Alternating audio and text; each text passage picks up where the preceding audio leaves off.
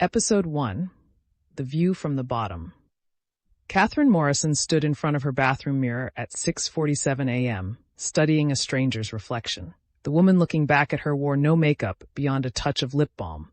Her natural hair, usually styled in a sleek professional updo for board meetings, now fell in loose curls around her shoulders, the way she'd worn it in college, before she learned that corporate America preferred black women to look polished, which really meant less black. She'd traded her Armani blazer for a plain navy cardigan from Target, her Louboutins for worn Nikes that had actually seen the inside of a gym. Karen Miller, the driver's license in her wallet read, age 43, Chicago address. The consultant, David Morrison, had been thorough. Karen Miller had a credit history, a social media presence showing a middle-class life, even a fake LinkedIn profile listing her as a freelance marketing consultant. Nothing that would trigger recognition software or raise flags in Skyward's customer database. Katherine touched her face, tracing the lines around her eyes that expensive serums couldn't quite erase. 43 years old, 21 of them climbing the corporate ladder, 4 as CEO of Skyward Airlines, and she'd never once flown coach on her own airline. "You look nervous," Sarah Chen said from the doorway. Katherine turned to find her executive assistant holding 2 travel mugs of coffee. Sarah was the only person at Skyward who knew what Katherine was about to do. The only person Katherine trusted completely. "I am nervous," Katherine admitted, taking one of the mugs. The coffee was perfect. Cream, no sugar, exactly how she'd been drinking it for 2 decades. "What if someone recognizes me?" "They won't." Sarah gestured at Katherine's reflection. "You look completely different. Besides, how many Skyward employees have actually seen you in person? You're not exactly doing meet and greets at the gate." It was true. Katherine's interactions with frontline staff were carefully orchestrated. Town halls with pre-screened questions, promotional videos filmed in controlled environments, the occasional visit to a hub where management spent days preparing employees for her arrival. She'd never simply shown up unannounced. Never waited in a real security line or dealt with a real gate agent having a real bad day. That was about to change. Katherine moved to her bedroom, where Sarah had laid out the complete Karen Miller wardrobe on the bed. Comfortable jeans, not designer, actually from Old Navy. A simple cotton t-shirt, the cardigan, a canvas tote bag instead of her Prada briefcase. Everything carefully chosen to be invisible, forgettable, ordinary. "I still think this is insane," Sarah said, watching Katherine change. "If the board finds out..." "The board won't find out. You're going to tell them I'm taking a personal week. Family emergency. My mother's health." Katherine pulled on the jeans, surprised by how comfortable they were. How long had it been since she'd worn actual denim? "Your mother's gonna love being used as a fake emergency." "My mother thinks I work too hard anyway. She'll approve." Katherine slipped on the Nikes, feeling oddly unmoored without her usual 3-inch heels. "What's my cover story at the office?" Sarah pulled out her tablet. "All business now. You're unreachable for the next 2 weeks. I'm handling routine matters. Anything urgent goes to Richard as acting CEO, which he'll love. Board meeting next week is postponed. I told Marcus you have the flu. He'll be thrilled. More time to plan his next round of cuts." Katherine's jaw tightened, remembering yesterday's meeting. 8% reduction in staffing costs, as if people were just line items on a spreadsheet. That was why she was doing this. That was why she had to do this. The numbers told one story. Skyward's stock price was up 14% year over year. Operating margins were healthy. Revenue per available seat mile was beating industry averages.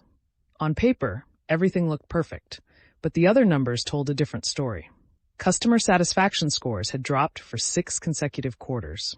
Employee retention was at an all-time low, and then there were the complaints. 23 formal discrimination complaints from employees in just the last quarter, all dismissed by HR as unfounded. A class action lawsuit claiming systematic overbooking and denial of boarding to minorities. Viral videos of Skyward passengers being dragged off planes, screaming as security manhandled them.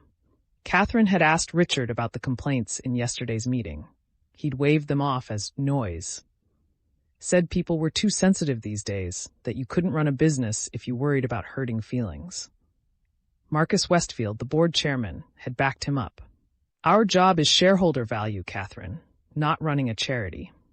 But Katherine had seen the New York Times reporter's email herself, the one that had somehow been forwarded to her by a sympathetic board member. The Times was preparing an investigative piece on airline industry practices. Skyward was mentioned by name. The reporter was interviewing current and former employees, passengers who'd been mistreated, civil rights attorneys building cases. A storm was coming. And Katherine had a choice. She could wait for it to hit and try to manage the damage, or she could figure out what was really happening and fix it before everything came crashing down. She'd chosen to fix it. Your first flight is tomorrow morning, Sarah said, pulling Katherine back to the present. Chicago O'Hare to Atlanta. Coach, middle seat. I booked you on one of our oldest 737s, the ones with the broken entertainment systems and seats that don't recline. You're enjoying this, Katherine observed. A little. Sarah's smile was wicked. You told me to book the worst possible experience. I delivered. What about the rest of the itinerary? 6 flights over 2 weeks, all coach, all on routes that have had the most customer complaints. I mixed up the times, early morning, late night, midday. Different crews, different aircraft types, different airports. You'll see everything. Katherine nodded, studying the itinerary on Sarah's tablet. Atlanta to Dallas, Dallas to Phoenix, Phoenix to Newark, Newark to Chicago, Chicago to Los Angeles, Los Angeles back to Chicago. A cross-country tour of her own airline's failures. And I'll have my personal phone? Katherine asked. Turned off and hidden in your bag, for emergencies only. Karen Miller has a cheap Android phone with a burner number. I'm the only one who has it. Sarah handed Katherine a battered Samsung. Don't call anyone else. Don't check your email. Don't look at the stock price. You're Karen Miller, freelance marketing consultant, traveling to client meetings. That's it. Katherine took the phone, feeling the weight of what she was about to do. 2 weeks. 14 days of being invisible, of experiencing her own airline the way millions of passengers did every day. No special treatment, no executive privileges, no one knowing who she really was. She was terrified. She was also, she realized, more excited than she'd been in years. There's one more thing, Sarah said quietly. Something you need to understand before you do this. Katherine looked up. You're going to see things that make you angry, Sarah continued. Things that make you want to fire people on the spot. But you can't. You have to stay in character. You have to let it happen, document it, and wait. I know. I don't think you do. Sarah's expression was serious now, the playfulness gone. Katherine, you're a black woman about to travel coach on an American airline. You're going to experience things that you've been insulated from your whole career. Things that your position and your salary and your corner office have protected you from. And you can't do anything about it in the moment. You have to just take it. The words hung in the air between them. Katherine thought about the discrimination complaints, 23 in 1 quarter, all dismissed as unfounded. Had they been unfounded? Or had HR simply not wanted to see what was really happening? She thought about the viral video from 3 months ago. A Skyward passenger, a young black man, being dragged off a flight because the plane was overbooked and he'd refused to give up his seat. The video had shown him bleeding, his glasses broken, his shirt torn. The gate agent had called security because he'd been disruptive, though the video showed him sitting quietly, simply refusing to leave. Skyward's official response had been carefully crafted by corporate communications. We regret the unfortunate incident and are reviewing our policies. The passenger had been compensated. The gate agent had received additional training. The story had disappeared from the news cycle within a week. But Katherine had wondered, late at night when she couldn't sleep, what had really happened? Had the passenger been randomly selected for removal, or had the gate agent looked at a plane full of people and chosen the young black man because he seemed like an easy target? Had security been called because he was actually disruptive, or because a black man refusing to comply was automatically seen as threatening? She'd asked Richard.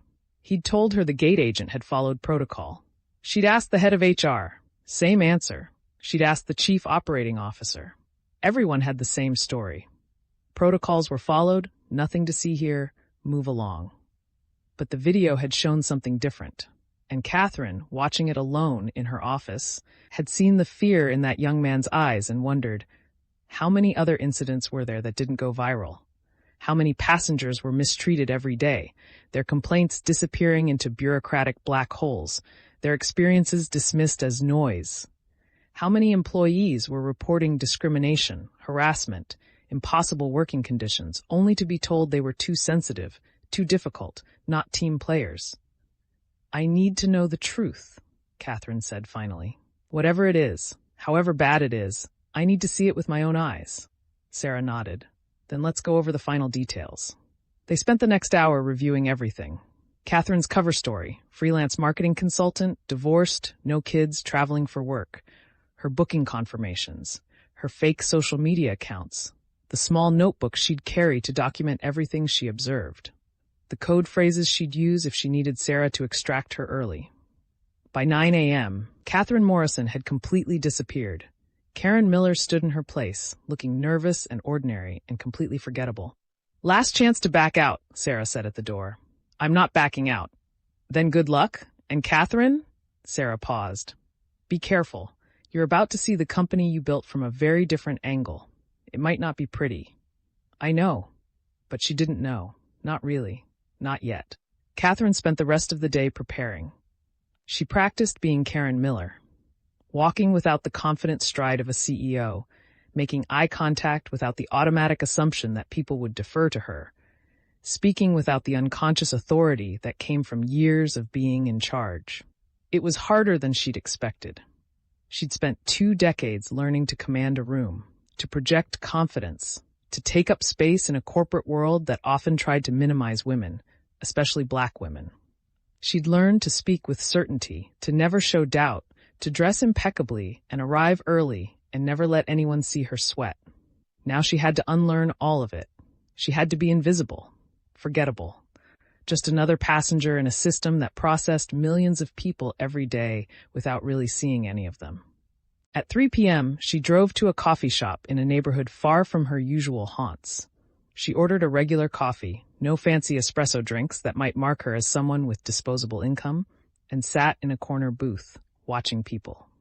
A mother with 3 children, all under 6, struggling to manage juice boxes and goldfish crackers while the kids ran circles around the table. An elderly man reading a newspaper, his hands shaking slightly as he turned the pages.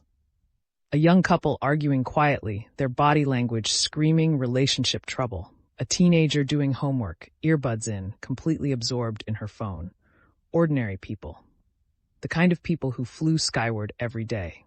Katherine pulled out Karen Miller's cheap phone and opened the Skyward app. She logged in with her fake account and looked at her boarding pass for tomorrow's flight. Seat 19B, middle seat, coach. Chicago to Atlanta, departing at 6:45 a.m. She read the customer reviews for that specific flight route. 1 star, 2 stars, occasional 3 stars. The complaints were consistent. Rude flight attendants, broken seats, no food service despite promises, delays without explanation, gate agents who treated passengers like cattle. Skyward used to be a good airline, one review read. Now it's just another budget carrier pretending to be premium. Save your money and fly someone else. Another. The flight attendant rolled her eyes when I asked for water. Water. I felt like I was bothering her by existing. And another. They overbooked the flight and kicked off 4 passengers, all of whom happened to be people of color. Coincidence? I don't think so. Katherine felt something cold settle in her stomach. These were her passengers, her airline, her responsibility, and she'd been failing them. She closed the app and stared at her reflection in the phone's dark screen. Tomorrow morning, she would board that 6:45 a.m. flight.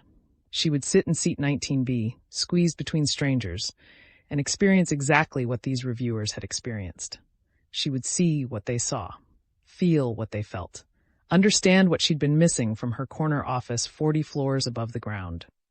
The question was, what would she do with that knowledge? Katherine finished her coffee and drove home as the sun set over Chicago. She spent the evening packing Karen Miller's carry-on bag, a beat-up roller bag from Walmart, nothing like her usual leather luggage. Comfortable clothes, a book, a travel pillow. Everything worn and ordinary and unmemorable. At 10 p.m., she set 3 alarms. Her flight was at 6:45 a.m., which meant she needed to be at O'Hare by 5 a.m. No car service, no executive parking. She'd take an Uber like everyone else, check in at the regular kiosks, wait in the regular security line. She'd be just another passenger. Katherine lay in bed, unable to sleep. Her mind raced with possibilities, with fears, with questions she didn't have answers to yet. What if someone recognized her? What if she couldn't maintain the cover? What if what she discovered was worse than she'd imagined? What if fixing it meant admitting she'd been wrong?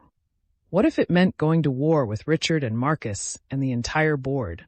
What if it cost her everything she'd worked for? But then she thought about that young man being dragged off the plane. She thought about the 23 discrimination complaints dismissed as unfounded. She thought about the employees who'd quit, the passengers who'd switched to competitors, the slow rot eating away at the airline she'd spent 4 years trying to build. She thought about her mother, who'd worked as a housekeeper for 30 years, who'd been treated as invisible by the wealthy families she'd cleaned for, who'd taught Katherine that dignity mattered more than money. You do what's right, her mother had always said, even when it's hard, especially when it's hard. Katherine closed her eyes. Tomorrow morning, she would start doing what was right. She just hoped she was strong enough to handle what she'd find. At 4:30 a.m., her alarms went off. Katherine Morrison got out of bed, looked at herself one last time in the mirror, and became Karen Miller. The Uber arrived at 4:50 a.m. The driver was a tired-looking man in his 50s who didn't make conversation, which suited Katherine fine. They drove through empty Chicago streets, the city still sleeping, and pulled up to Terminal 3 at O'Hare at 5:23 a.m. Katherine tipped him in cash and rolled her bag toward the entrance. This was it. No turning back now. She joined the line at the check-in kiosks, standing behind a businessman in a rumpled suit and a family with too many bags. The kiosk was old, the screen fingerprint smudged and slow to respond. It took her 3 tries to scan her boarding pass. Seat 19B. Coach. No upgrades available. She proceeded to security, where the line snaked back and forth for what looked like a quarter mile. TSA agents shouted instructions that contradicted each other. A woman in front of Katherine was pulled aside for additional screening. Her bags emptied onto a table while passengers behind her grumbled about the delay. Katherine waited, shuffled forward, removed her shoes, removed her laptop, walked through the scanner. No one looked at her twice. She was invisible. Gate B17 was at the far end of the terminal. Katherine walked past Hudson News stores and Starbucks kiosks, past sleeping passengers sprawled across gate seating, past janitors emptying trash cans. She reached her gate at 6:10 a.m. The flight was already boarding. Katherine took a deep breath, adjusted the strap of her canvas tote bag, and joined the line of passengers waiting to board. She was Karen Miller now, just another passenger on just another flight. And she was about to discover what her airline had really become. Thanks for watching our stories. Don't forget to like and subscribe for more epic adventures. Thanks for watching our stories. Don't forget to like and subscribe for more epic adventures.